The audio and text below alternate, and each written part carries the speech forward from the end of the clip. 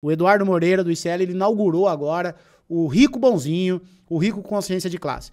Vamos dar uma olhada aqui, ó. Por que não sou liberal mesmo sendo investidor milionário? Vamos dar uma olhada nesse vídeo aqui, muita gente me recomendou, vamos embora. Não sou neoliberal, mesmo sendo investidor, e humildemente falando, eu tenho milhões de reais investidos.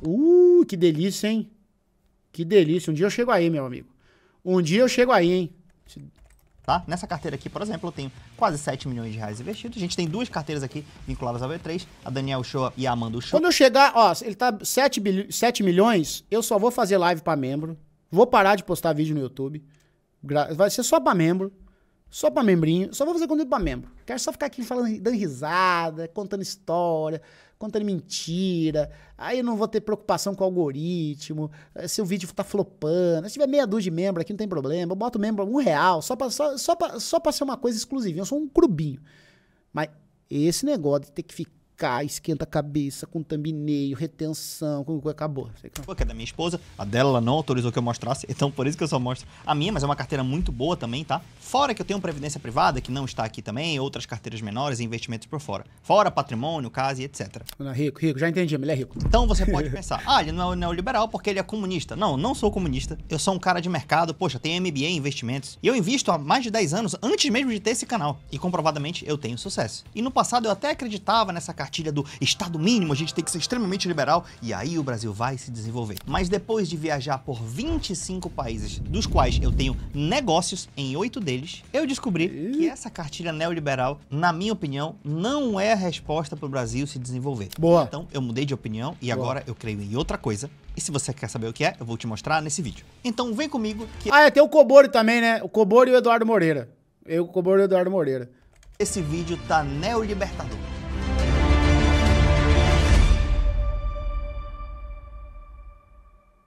Bom, no que eu acreditava antes, assim que eu comecei a empreender? A gente olha para o Estado e vê que tem muita corrupção, muita ineficiência, etc. E logo você fica com raiva. Do outro lado, você que é do setor privado como eu, vê que a gente dá valor em cada coisa. Então você chega à conclusão de que o setor privado é melhor do que o setor público. E para boa parte das coisas, essa conclusão é verdadeira. Logo tu... Já sou bonzinho, só preciso virar rico agora. Chat, metade do caminho nós já estamos, entendeu? Um pouco de ódio do Estado. E aí, se você está no YouTube como eu estava, você vai cair nos canais libertários ou super liberais, que vão, através dessa raivinha do Estado, colocar essa teoria super liberal na sua cabeça. E você vai aceitar. Vou te dar até alguns livros para ler, como por exemplo, eu li o livro As 6 Lições de Mises muitos anos atrás. E nessa época, sim, eu era super a favor do liberalismo econômico. Eu era até um pouco mais para libertário, poderia dizer assim, ou ANCAP, como alguns gostam de chamar. Se você não sabe o que é um libertário ou ANCAP, normalmente é um cara que a maioria deles aprendeu economia pelo YouTube e eles têm 5 frases características, que eu já falei muito, aliás. As frases são: 1. Imposto é roubo. 2. O Estado só imprime dinheiro e gera inflação. Olha a impressora ali, olha a impressora aqui. 3. A China vai já ter uma bolha na China. Essa indireta aí eu pesquei, hein? Essa indireta aí eu pesquei, hein? Ou então tem uma bolha no outro país, tem uma bolha nesse país, tem uma bolha nesse país. A palavra bolha é sempre presente. 4. O livre mercado resolve tudo, deixa que a demanda e a oferta elas se regulam. Então o livre mercado resolve. E 5. Compre Bitcoin. Pô, mostei dele, hein? Gostei desse mano aí, hein? Será que ele me dá uma giga de investimento aí? Pô, gostei dele, hein? O cara é bom, hein? Porque aqui o Estado não manda, a gente vai fugir do Estado. Então essas 5 frases... Cara, o 38, e eu acho bem feito, tá? Eu acho bem feito. O 38, ele fez uma coisa positiva pro Brasil. Uma coisa positiva. Ele descredibilizou todo e qualquer youtuber xarope de investimento. Acabou com a moral dos caras. Porque essa molecadinha que fica batendo cabeça na internet e tal, agora eles não estão nem aí mais pra ação, compra meu curso de ação, compra, eu vou te treinar. Acabou. Agora é só Bitcoin. Pra eles não é Deus na terra e Bitcoin na nuvem, como é que é? Na blockchain. Aqui, sério. Tanto que, eu não vou citar nomes, tem uns youtuberzinhos aí que que vendia cura, eles estão tendo que radicalizar o discurso dele porque eles estão perdendo audiência. Porque agora a molecada aí, a rapaziada aí, é tudo, não, é satânico e Bitcoin. Isso aqui é satânico, isso aqui é satânico, isso aqui é satânico, isso aqui é Bitcoin, né? Então, isso não é.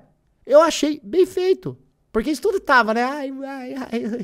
38, engoliu os caras. É uma coisa boa que ele fez.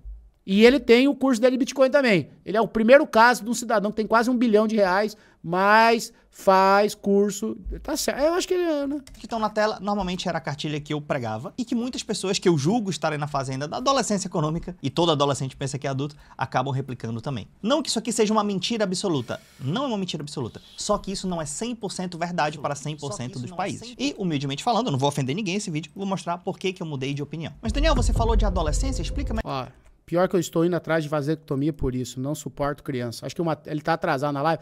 Ó, eu tô te banindo da live porque eu tenho no meu círculo, nas minhas redes, essa ideia de que não gosto de criança, ela não existe.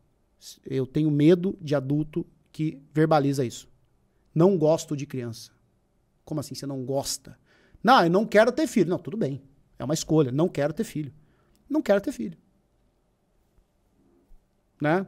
Agora, não gostar e não suportar, aí eu começo a ficar com medo.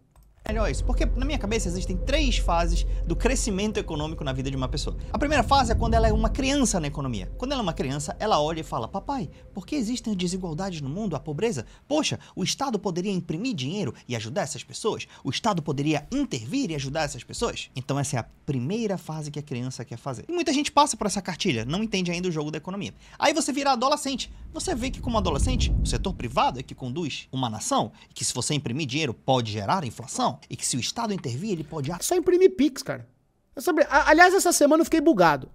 Olha a bugada que aconteceu. Vou contar pra vocês. Presta atenção. Eu vendi uma assinatura do Play que Paga, que é a minha formação em YouTube, em dinheiro físico. Eu tava no posto abastecendo o carro, o cidadão chegou e falou assim: Luigi, quanto custa o Play que Paga? Eu falei 257. Ele falou: se eu te dar o dinheiro aqui, eu consigo acessar seu curso? Aí eu buguei. Eu falei: consegue, porque daí eu posso te liberar um acesso. Como ele é vitalício, não vai mudar nada. Aí que vem, vou até reler o Capital do Marx. Eu fiz um curso online digital. Hospedei numa plataforma, Hotmart. Quando você vai lá e compra através do Pix ou do cartão de crédito, a Hotmart pega a comissão dela para ela.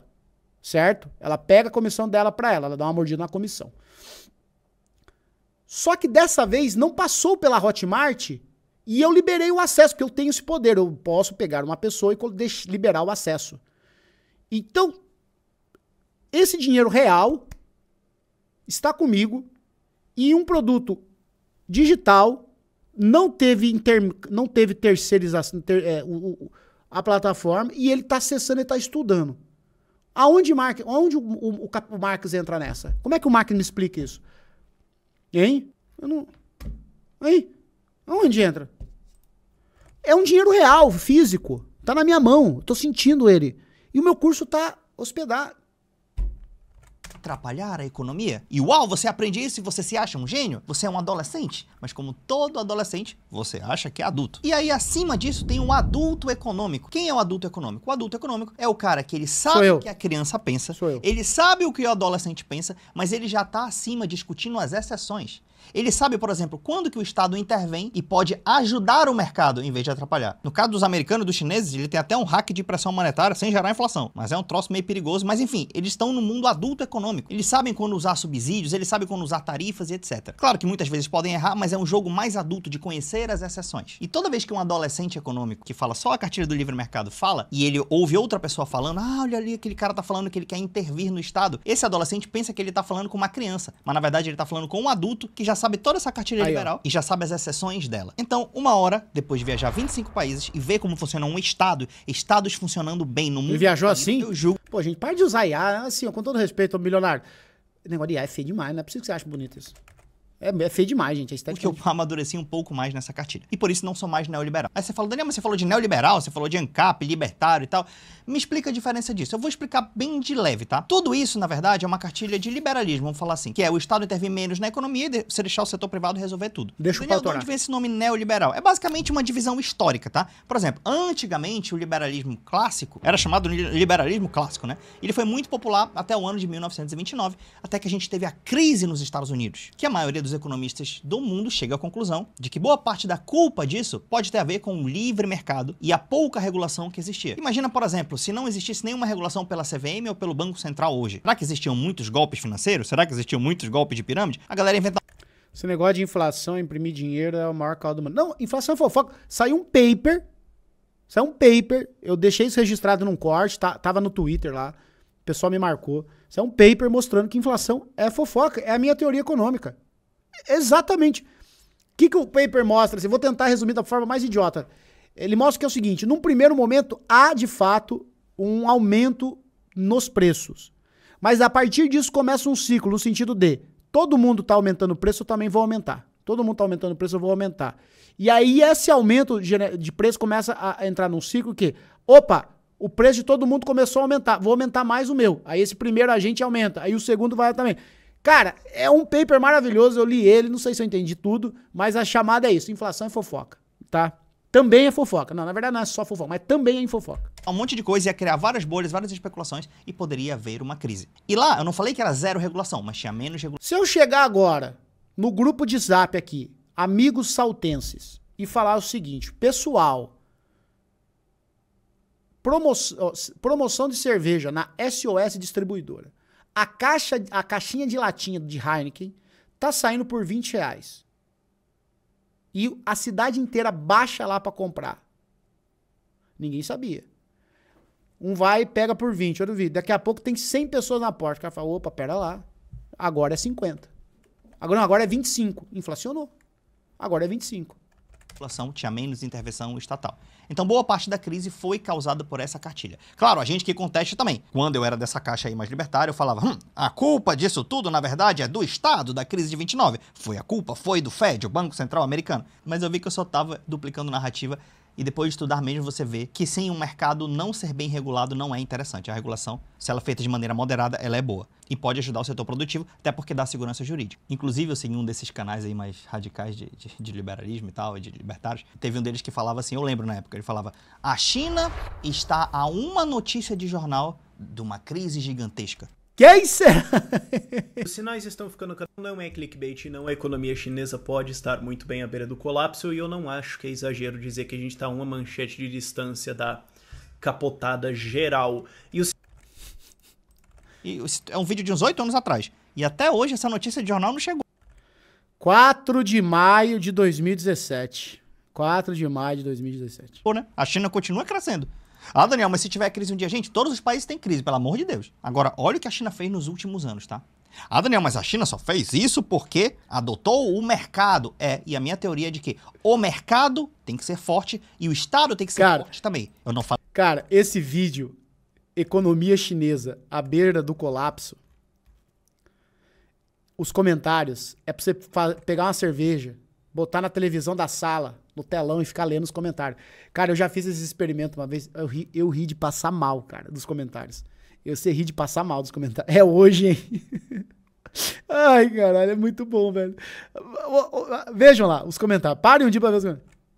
Eu falei gordo, eu falei forte, inteligente. Se você não tiver o mercado, for só Estado, não adianta. E se você tiver só o mercado, também não adianta. Tem que ser o conjunto dos dois. E a China só tinha Estado, depois que ela colocou o mercado, juntou as duas coisas. Mas a China não necessariamente é livre mercado, e eu vou já te comprovar o porquê. Mas voltando, então o liberalismo ele veio até essa onda de 29. De 29, como resposta a isso, veio a política de intervenção estatal. Então os estados começaram a intervir mais na economia, a cartilha keynesiana ganhou uma forte fama nessa época, e de 30 a 80 foi basicamente o que dominou, né? Os estados intervindo bastante. Aqui no Brasil, inclusive, de 30 a 80 foi o período que o Brasil mais cresceu na história. O Brasil, durante esse período também, uma parte dele foi chamado de um milagre econômico. O Brasil era o país que mais crescia no planeta Terra. No começo disso, nos anos 30, foi basicamente o Getúlio, teve um período do Dutra ali no meio, mas foi basicamente o Getúlio Vargas, que começou com o dinheiro público a abrir empresas para desenvolver o país. E dali abre Brás. Petrobras, Eletrobras, abriu Companhia Siderúrgica Nacional, Vale do Rio Doce, BNDES é dessa época também. Então, de cabeça eu não vou lembrar todas as empresas, exatamente o ano, mas foi basicamente nesse período que muitas empresas, inclusive que existem até hoje,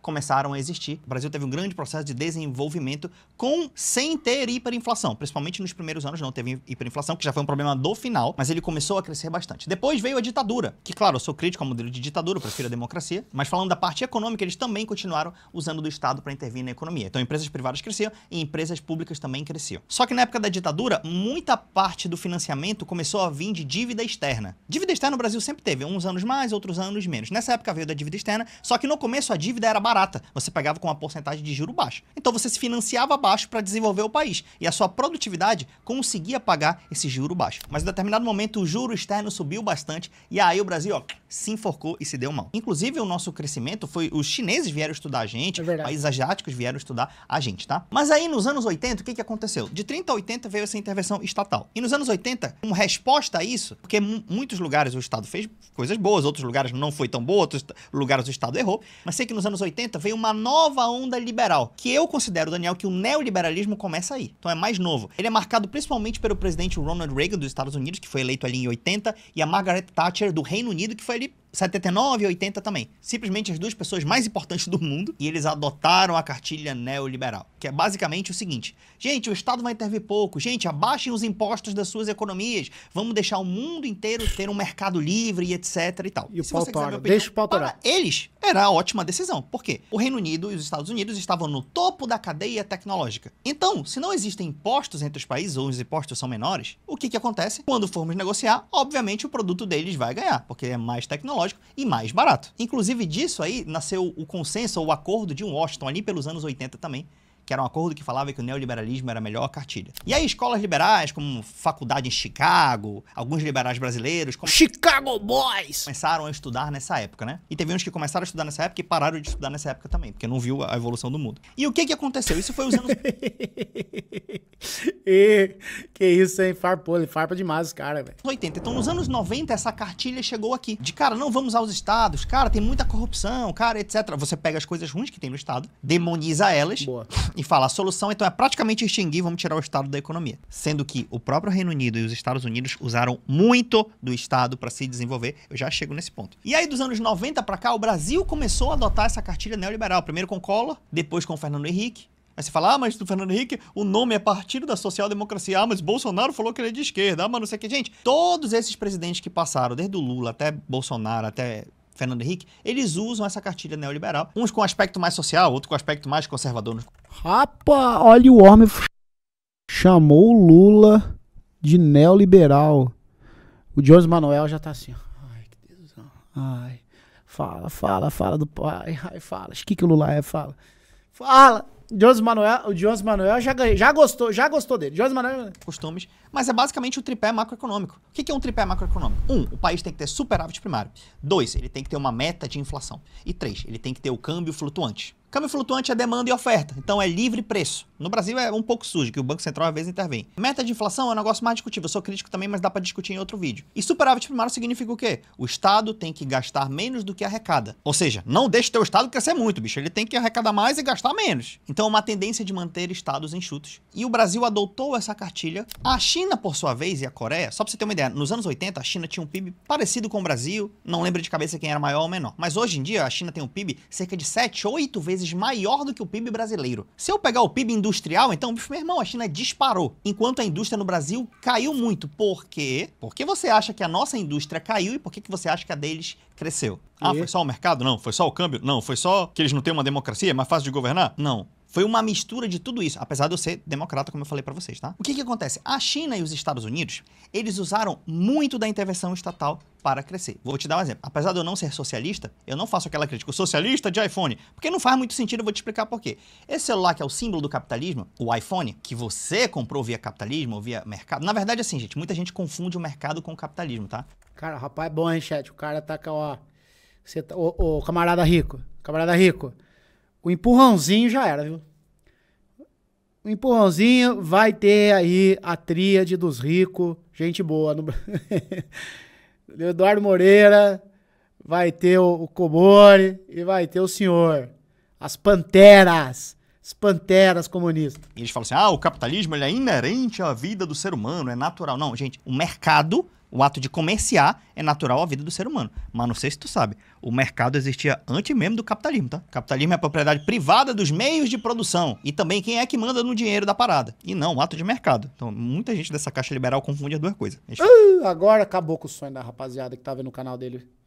Ah, já vou... Ah, você 38, vem aqui. Por isso que eu sou a favor do capitalismo, porque não sei o quê. E ele, na verdade, tá falando que é a favor do mercado. E o mercado, sim, é importante. Eu não estou querendo tirar o mercado da sociedade, óbvio não. Tem um monte de ações que eu compro do mercado, tu acha que eu vou ser contra. Mas voltando, os Estados Unidos, ele, via investimento estatal, a pretexto militar, a pretexto de guerra, a pretexto de não sei o quê, ele desenvolveu a internet. Tira a internet do iPhone pra você ver o que é. Ele desenvolveu o GPS. Tira o GPS daqui. Ele desenvolveu a tecnologia inicial da tela de touchscreen. O Estado descobriu isso. Tira isso aqui do iPhone pra ver o que sobra. O Estado descobriu muitas e muitas novas tecnologias. Você vê a China investindo em 5G e 6G, e você vai ver essa corrida do 6G na sua cara, e você vai ver que os Estados vão estar tomando conta disso. E muitos deles colocando dinheiro nas suas empresas privadas.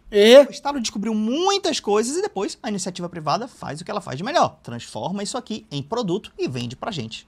O cabo é bom demais, por isso que é milionário. Por isso que ele é milionário, nós estamos aqui comendo pão com casca de banana, entendeu?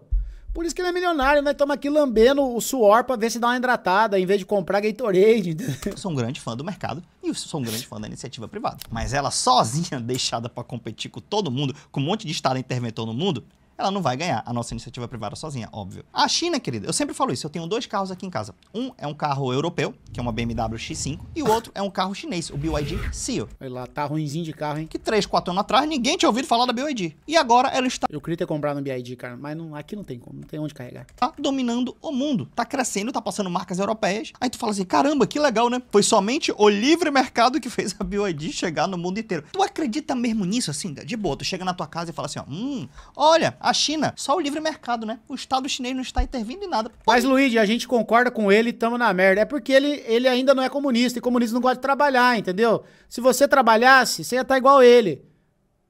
Pô, presta atenção, pô. Você não trabalha. Fica enchendo o saco de todo mundo o dia inteiro, no Twitter, brigando, vendo react na internet, entendeu? Ai... Se eu perguntar pra você qual é o título do último vídeo do Ian Neves, você sabe. Qual é o título do último vídeo do João Carvalho, você sabe. Qual é o título do último debate do Josmar, você sabe. Entendeu? Se eu perguntar pra você qual foi o último post de Reels do Josmar, você sabe. Entendeu? Agora, se eu perguntar pra você o seguinte, como é que você faz pra ter uma qualificação, como é que tá o sobe e desce dos traders, entendeu? Dos heavy matters, tu não sabe, pô, tu não gosta. Entendeu? Que as empresas chinesas viraram boa do nada. Se você acredita nisso, de novo, tá mais fácil acreditar em Papai Noel. E é um sintoma de adolescência econômica. A China intervém muito nas suas empresas privadas. Às vezes com subsídio, às vezes dando dinheiro pra elas mesmas, às vezes sendo sócio das empresas. Inclusive, querido, a China, só pra você saber, qual o principal preço de uma economia? Fala pra mim, é o preço do iPhone? É o preço do arroz? Cara, é o preço da comida? Não. O principal preço de uma economia é a sua moeda. Concorda comigo? A moeda. Porque no limite a moeda pode ser até um produto. Você pode comprar ou vender a moeda. E a moeda, ela varia de acordo com demanda e oferta, verdade? Por exemplo, o dólar tá 5,60 agora, mas daqui a pouco você pode comprar 6 ou você pode comprar a 5. Isso é quando o câmbio é flutuante, quando o preço da moeda é sugerido via livre mercado, via demanda e oferta. Boa. Pergunta, o câmbio da China é definido pela mão invisível livre do mercado, por demanda e oferta? É um câmbio flutuante, é? Não, querido, não é. O principal preço da economia chinesa é definido pelo Partido Comunista Chinês. É um câmbio... Aí, ó. Eu tô tentando... Que diabo tem a ver essa IA aí, ó? Umas correntes ali, um relógio... fixo, que varia dentro de uma banda. Não sei se você sabe, isso é totalmente o contrário de livre mercado. Aí tu fala, Daniel, mas eles têm um mercado. Gente, ter um mercado não necessariamente significa que ele é um livre mercado. Você pode ter um mercado com alta intervenção estatal, ou você pode ter um mercado com nenhuma intervenção estatal. Aí seria o livre mercado. A China tem um mercado com muita intervenção estatal. Então as pessoas não sabem diferenciar isso.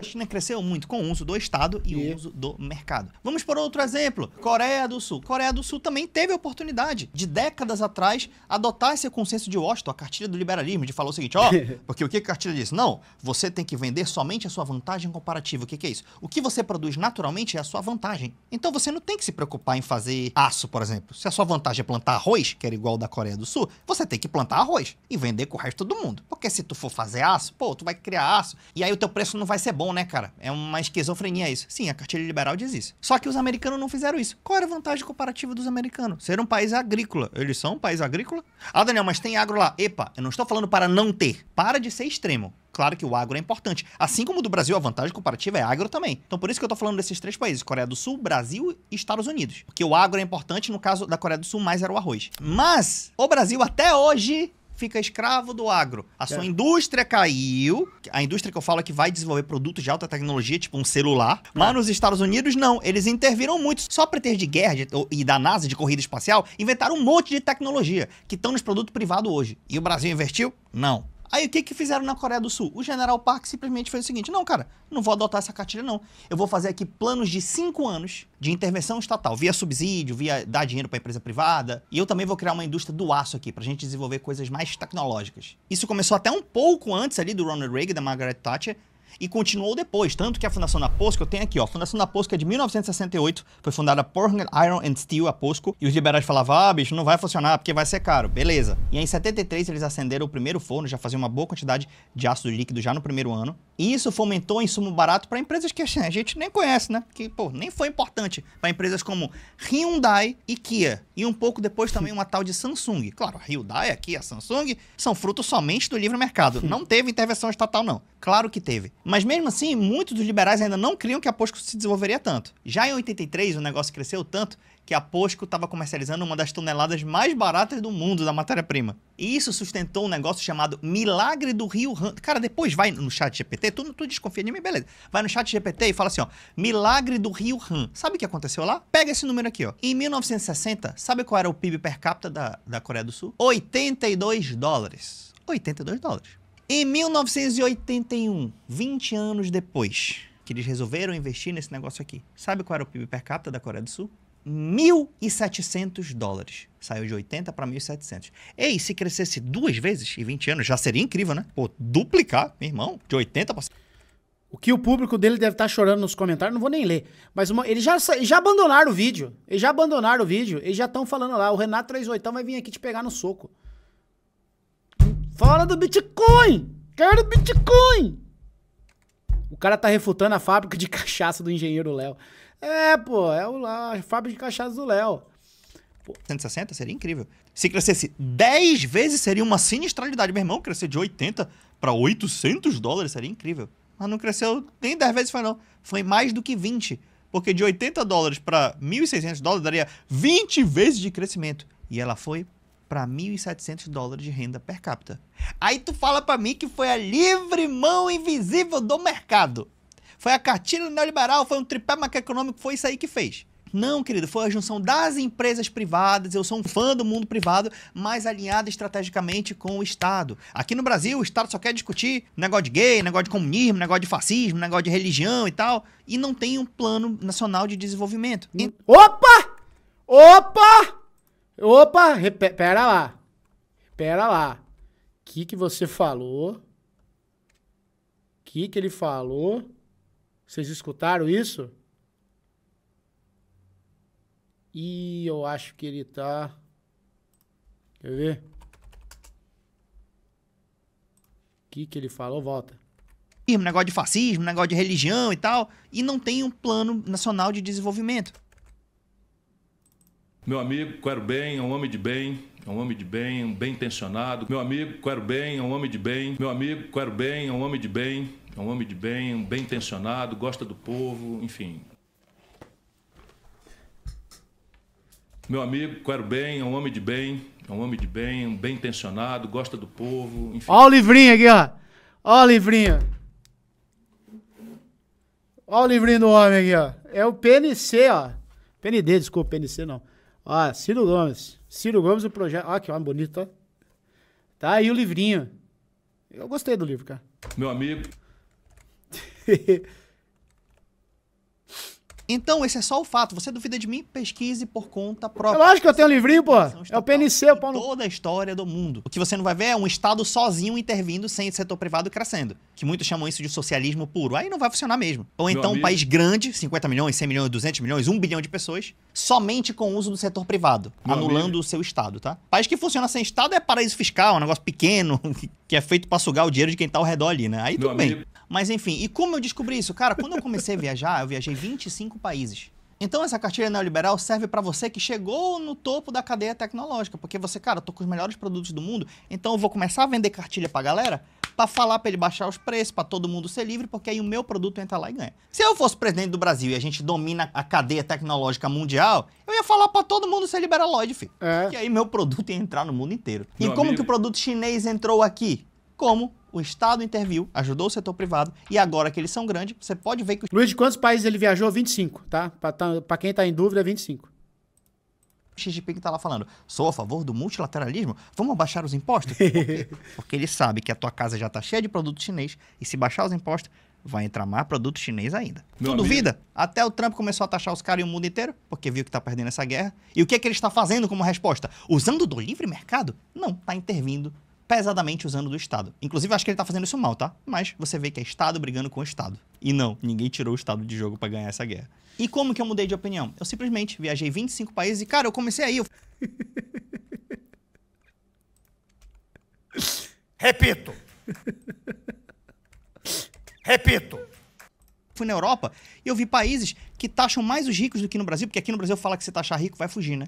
E nos outros países eu vi que se a alíquota for pequena ou moderada, não há fuga de capitais. Que tem diferença de taxar patrimônio e taxar renda. Que lá o exemplo que todo mundo dá do François Hollande, presidente francês, que taxou 75% do patrimônio da galera. Aí tem um ator francês, o Gérard Depardieu, que fugiu. Aí os liberais do Brasil só dão esse exemplo pra falar que qualquer taxa de rico não funciona. Aí eu era intoxicado com isso. Comecei a viajar o mundo, eu falei, mano, aqui as empresas pagam mais. Mas você foi pra quantos países? O que importa é a alíquota média efetiva que as empresas pagam, né? No Brasil a taxa máxima é 34%, mas a efetiva média aplicada é muito menor. Até porque tem Simples Nacional, tem outras coisas, etc. Vê que muitas empresas pagavam mais, imposto de renda pessoa física pagava mais, dividendo cobrava no mundo inteiro, rico pagava mais imposto no mundo inteiro, pobre pagava menos, principalmente no consumo. Isso aqui todo mundo sabe, né? Que pobre paga muito no consumo. Mas pra taxar, tem que diminuir o consumo e taxar mais onde? Adivinha? Rico. Aí quando é pra taxar rico, os caras falam que vai fugir. No mundo inteiro não é assim. Eles não fugiram. Se a alíquota for pequena ou moderada, tá? Se for grande, aí vai ter fuga de capitais sim. E uma outra coisa. Qual o rico que vai tirar o dinheiro do país que a Selic paga 15% ao ano? Dá uma mata aí, facinho. Então,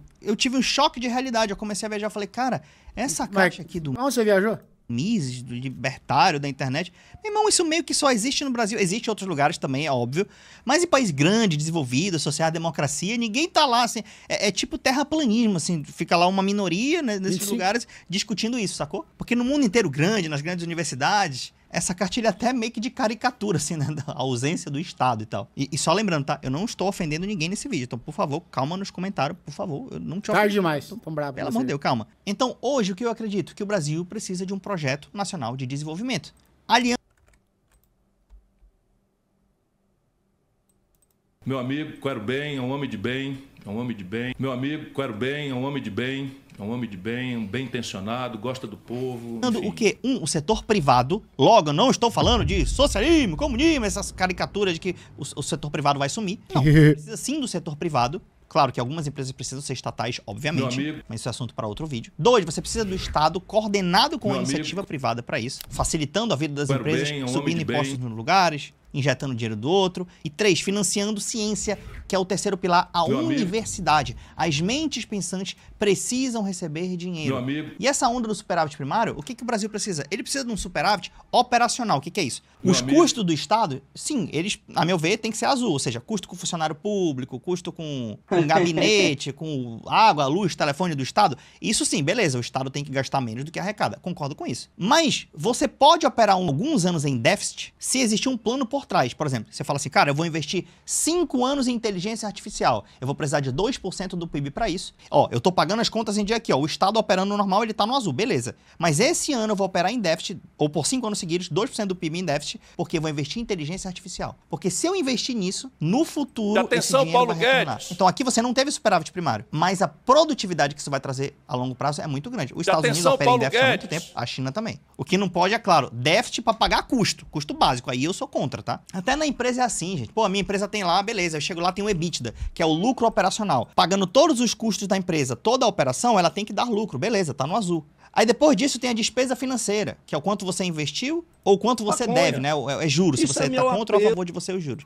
E aí no final tem o lucro líquido. O lucro líquido, querido, tem empresas que reinvestem na empresa, que a gente chama isso de CAPEX. Então eu sou a favor do Estado ter um EBITDA com os custos dele positivo. Mas quando sobrar um... É o Ciro React, pô. É o Ciro React. Lucro líquido, fala, cara, eu tenho potencial de gerar um superávit primário. Beleza. Só que este ano eu não terei superávit primário, porque eu vou meter 2, 3, 4, 5% do PIB em ciência e tecnologia. Vou fazer isso por 5 anos. Eu acredito nisso. Mas para isso, você não pode adotar uma cartilha simplesmente de, não, qualquer déficit é ruim. Não. Se for um déficit para investimento, não é um déficit ruim. E, de novo, até o mercado vai entender isso no futuro. É um homem de bem. Por quê? Porque a produtividade vai crescer tanto, que a gente vai parar de ganhar dinheiro com rentismo, comprando tesouro Selic, e vai ganhar dinheiro com empresas que vão crescer e ser extremamente fortes, extremamente tecnológicas. E o mercado financeiro brasileiro, o mercado de ações, vai ser um dos melhores do mundo. Agora, se seguir só essa cartilha neoliberal, vai ficar nisso aqui, ó. A bolsa com 400 empresas e a renda fixa sendo muito mais atrativa. Para a maioria das pessoas, é claro. Eu foco mais em ações, mas para a maioria das pessoas, a renda fixa é mais atrativa. Quer continuar assim? Mantenha a cartilha neoliberal.